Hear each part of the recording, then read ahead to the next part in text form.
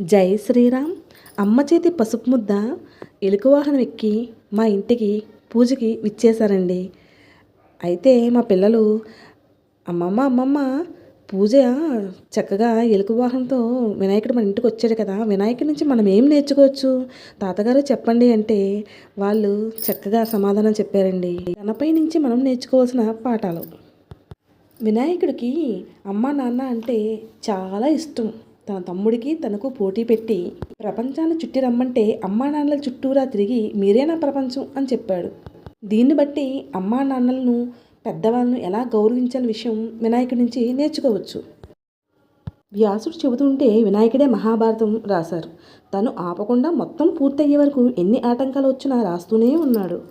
దీని నుంచి మనం ఏం నేర్చుకోవచ్చంటే మొదలుపెట్టిన పని మధ్యలో వదిలేయకుండా లక్ష్యాన్ని చేరుకునే దిశగా ఎలా వెళ్ళాలో తెలుసుకోవచ్చు.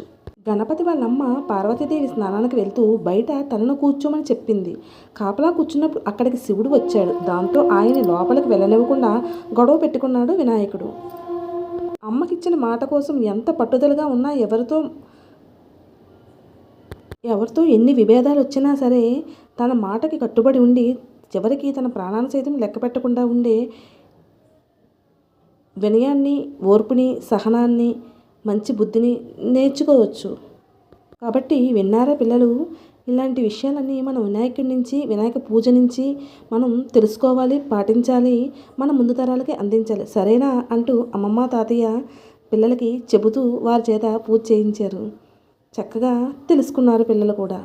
అమ్మ చేతి పసుబొమ్మగా ప్రాణం పోసుకోవడం, అంతలోనే పరమేశ్వరుడితో తలపడి శిరస్సును కోల్పోవడం, గజాసురుడి తలను జోడించుకొని గజానుడిగా అవతరించడం, ఇవన్నీ వినాయకుడి నుంచి తెలుసుకోవచ్చు.